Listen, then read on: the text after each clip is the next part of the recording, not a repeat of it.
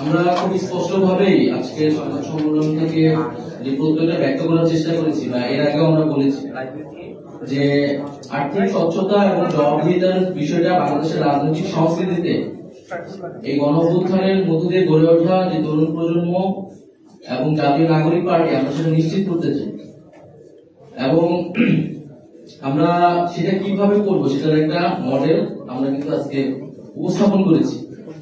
এটার এই মডেলের ভিত্তিতে হয়তো অনেক আলোচনা আসবে বা সমালোচনা আসবে, আমরা সেটিকেও গ্রহণ করবো, কিন্তু আমাদের নীতিগত জায়গা হচ্ছে আর্থিক স্বচ্ছতা এবং জবাবদিহিতা। এবং বাংলাদেশের ইতিহাসে একটা 3 মাসের রাজনৈতিক দল হিসেবে আমাদেরকে যতটা প্রশ্নের সম্মুখীন হতে হয়েছে এই বিষয়গুলোতে, এবং আমরা কিন্তু সাধুবাদ জানিয়েছি এবং সেগুলোর উত্তর আমরা দেওয়ার চেষ্টা করেছি। কিন্তু আমরা একই সাথে যাবো যে এই একই প্রশ্ন বা সমালোচনা বা জিজ্ঞাসার জায়গাটা আমাদের অন্য রাজনৈতিক দলগুলোর প্রতি থাকতে হবে। কারণ আমরা যদি রাজনৈতিক সংস্কৃতির পরিবর্তন করতে চাই সামগ্রিকভাবে, এটা কোনো একক দলের পক্ষে কিন্তু সম্ভব না। আমরা একটা ইনিশিয়েটিভ নিচ্ছি আমাদের নতুন দল হিসেবে, এবং আমরা চাবো যে আমাদের পুরো রাজনৈতিক সংস্কৃতিতে অন্য রাজনৈতিক দলগুলোতেও এই আর্থিক স্বচ্ছতার বিষয়টা আসতে হবে। যদি সকলেই আমরা সেই প্র্যাকটিসটা নিয়ে আসতে পারি, তাহলে বাংলাদেশের রাজনৈতিক সংস্কৃতিতে একটা গুণগত পরিবর্তন হবে। কারণ বাংলাদেশের রাজনৈতিক সংস্কৃতির যে পেশি শক্তির ব্যবহার, যে চাঁদাবাজি, টেন্ডারবাজি, এই সবকিছু কিন্তু মূল জায়গা হচ্ছে অর্থ। কারণ আর্থিক স্বচ্ছতা রাজনৈতিক দলগুলো কিন্তু প্রকাশ করে। তো আমরা বলতেছি যে আমরা আমাদের যেই প্রতি বাৎসরিক রিপোর্ট, সেই রিপোর্টে আয়ের উৎস, ব্যয় সামগ্রিকভাবে সেটা আমরা প্রকাশ করব। এবং নির্বাচন কমিশনের কাছে আমরা যখন রেজিস্ট্রেশন নিতে যাবো, আমাদের এই মাসে সকল কাগজপত্র জমা হবে। যেহেতু আমাদের দল একটা এখন প্রাতিষ্ঠানিক রূপে যাচ্ছে রেজিস্ট্রেশন, আমরা আশা করি আমরা দ্রুত সময়ের মধ্যে পাবো। তাই আমরা আর্থিক যে ব্যবস্থাপনাটা সেটা আমরা সম্পূর্ণ প্রাতিষ্ঠানিক ব্যবস্থাপনার উপর দাঁড়াতে করতে চাচ্ছি, এবং নির্বাচন কমিশনে আমরা আমাদের সকল হিসাব প্রদান করব। আরেকটি বিষয় হচ্ছে যে যারা সাধারণ মানুষ জুলাই গণঅভ্যুত্থান থেকে কিন্তু আপনারা দেখেন যে এই গণঅভ্যুত্থান যে একজন প্রশ্ন করেছেন যে আসলে সাস্টেনেবল হবে কিনা। আমরা জানি যে আন্দোলন আর সংগঠন আলাদা জিনিস বা রাজনীতি আলাদা জিনিস, কিন্তু আমাদের রাজনীতির ভিত্তিটা কিন্তু হচ্ছে জনগণের সেই ম্যান্ডেট। কারণ আমরা জনগণের মধ্য থেকে, আন্দোলনের মধ্য থেকে, রাজপথ থেকে বলে উঠেছি, যদি জনগণ আমাদেরকে সমর্থন না দেয় রাজনৈতিক ভাবে, আর্থিক ভাবে, নৈতিক ভাবে, তাহলে আসলে আমরা রাজনীতি টিকে থাকতে পারবো। ফলে আমাদের মূল উদ্দেশ্য হচ্ছে সেই জনগণের সমর্থনটা নেওয়া। এবং আমরা আন্দোলনের সময় দেখেছি যে ক্রাউড ফান্ডিং, আমরা কিন্তু সেই আন্দোলনের সময় থেকে এটা শিখেছি। সেটা অনেক ম্যানুয়ালি হতো, আমরা এটাকে এখন ডিজিটাল একটা ফরম্যাটে নিয়ে আসার চেষ্টা করছি। আন্দোলনের সময় কিন্তু আন্দোলন আমরা পরিচালনা করছি ক্রাউড ফান্ডিং মডেল, এই ক্রাউড ফান্ডিং থেকে, গণচাঁদা থেকে।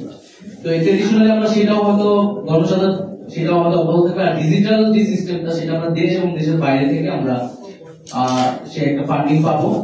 আরেকটি বিষয় হচ্ছে সবার কাছে আহ্বান থাকবে, যারা আমাদেরকে সমর্থন করতে চান, যারা আমাদেরকে সহযোগিতা করতে চান, কেউ কোনো ব্যক্তিগত কাউকে টাকা বা অর্থ সহায়তা দিবেন না। কারণ আমাদের একটা কেন্দ্রীয় একটা মডেল তৈরি করা হয়েছে, আমাদের সবগুলো ব্যাংক অ্যাকাউন্ট বা মোবাইল ব্যাংকিং অ্যাকাউন্ট গুলো কিন্তু পার্টির নামে, কোনো ব্যক্তিগত অ্যাকাউন্টে কোনো ব্যক্তির কাছে কেউ অর্থ দেবে না। জাতীয় নাগরিক পার্টি এই নীতিতে বিশ্বাস করেন।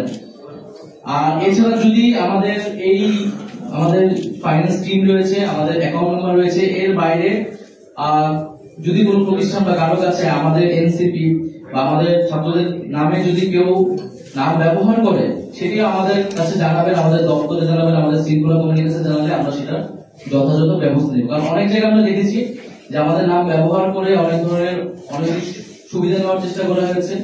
আবার একই সাথে আমরা বলবো যে মিডিয়া ট্রায়ালের শিকার হওয়া হয়েছে, মিডিয়াতেও না আমাদেরকে নানাভাবে আমাদের নেতিবাচক উপস্থাপনের চেষ্টা করা হয়েছে বিভিন্ন ইস্যুতে। তো আমরা আমাদের জায়গা থেকে সততা এবং স্বচ্ছতা, জবাবদিহিতা নিয়ে এগিয়ে যাচ্ছি। আজকে আমাদের সেই মডেলটা আমরা উপস্থাপন করেছি, এবং আমরা আগামী দিনে এটা শুধু আপনাদের আজকেই শেষ এরকম না, আমরা প্রতিনিয়ত আপনাদের এই জবাবদিহিতার সম্মুখে থাকবো।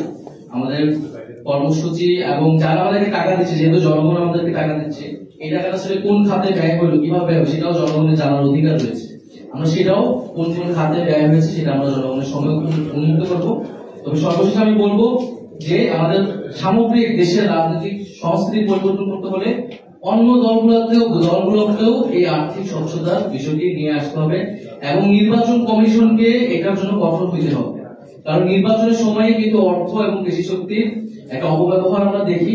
তো নির্বাচন কমিশন সেই কঠোর আইন তৈরি করা এবং সেই আইনগুলো যথাযথ প্রয়োগ করে বাংলাদেশের রাজনৈতিক সংস্কৃতি ইতিবাচক পরিবর্তন আসবে বলে আমরা মনে করছি।